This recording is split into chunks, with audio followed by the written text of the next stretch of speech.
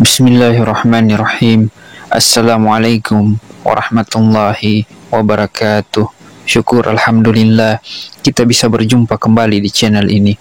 Salawat dan salam semoga selalu tercurahkan kepada junjungan kita, yaitu baginda Rasulullah Muhammad sallallahu alaihi wasallam. Allahumma sholli ala sayyidina Muhammad wa ala ali sayyidina Muhammad. Sahabat beriman yang dirahmati Allah Subhanahu wa taala, salat subuh memiliki nilai yang tinggi dalam syariat Islam. Bahkan Rasulullah Shallallahu alaihi wasallam mendoakan langsung umatnya yang menunaikan salat subuh.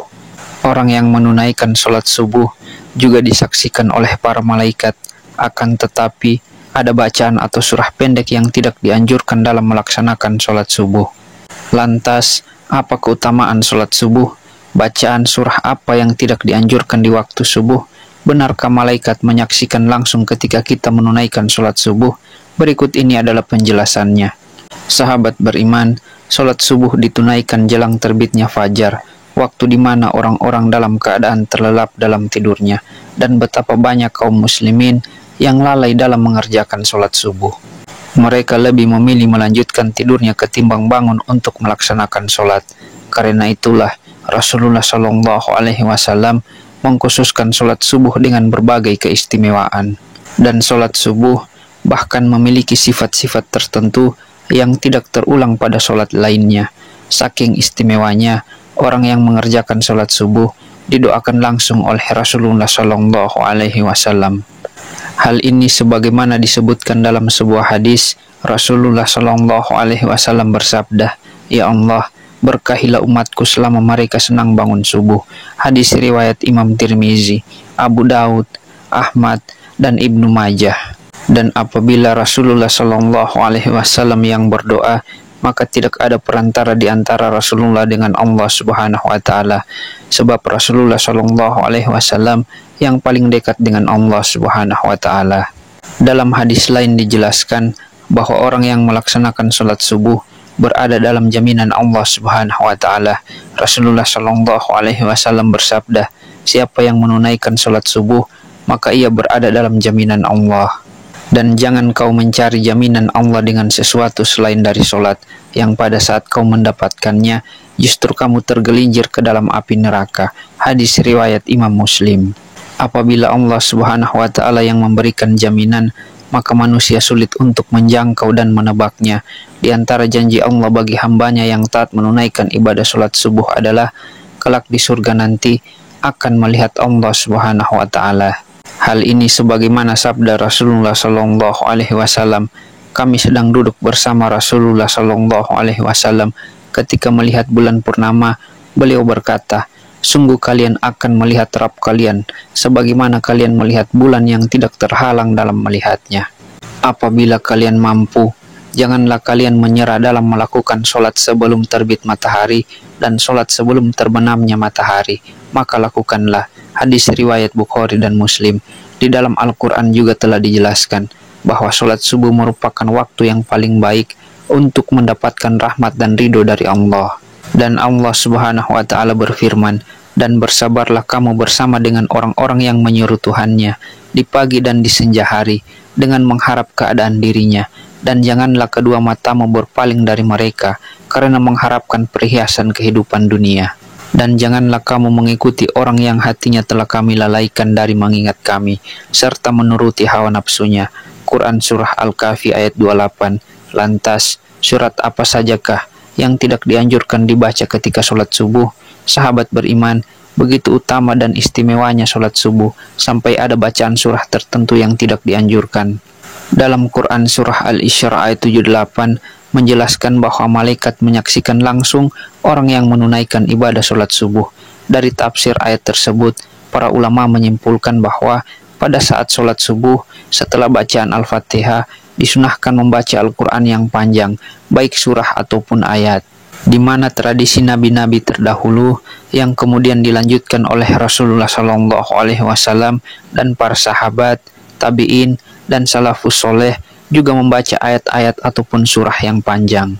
Ketika menjadi imam sholat subuh, maka dari itu seorang imam sholat subuh setelah membaca surah Al-Fatihah, janganlah membaca surah pendek, apalagi super pendek, seperti Al-Ikhlas, Al-Falaq, dan An-Nas. Ini bukan masalah sah dan tidak sahnya dalam bacaan sholat, melainkan masalah untung dan rugi.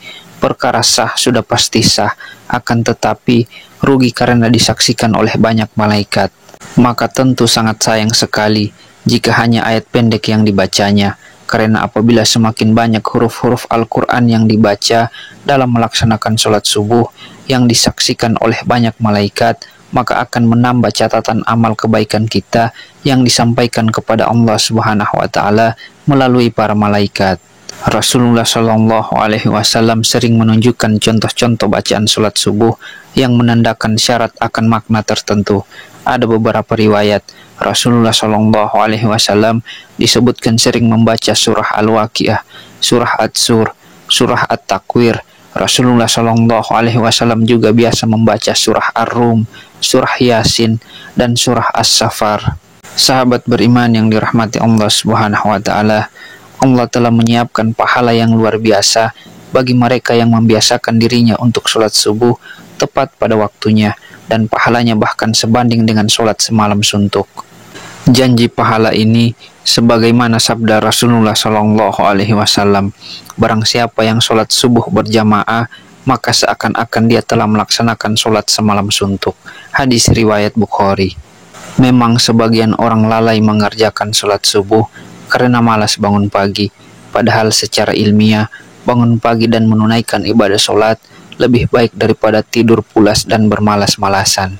Di dalam ilmu sains, menjelaskan pembuluh darah manusia akan mengembang pada tengah malam terakhir sampai menjelang siang.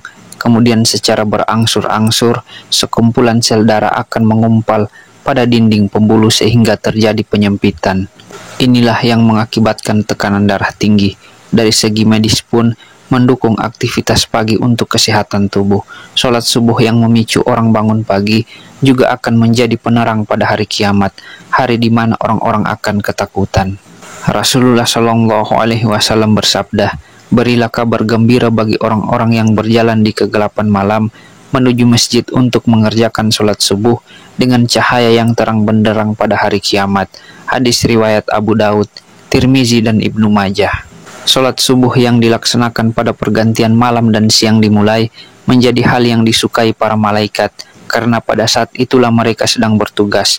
Maka dari itu, mereka yang melaksanakan sholat subuh pada awal waktu, maka akan disaksikan langsung oleh para malaikat, baik itu malaikat yang bertugas pada malam hari maupun di siang hari. Allah Subhanahu wa Ta'ala berfirman, dan dirikanlah sholat subuh, sesungguhnya sholat subuh itu disaksikan oleh para malaikat. Quran Surah Al-Isra ayat 78.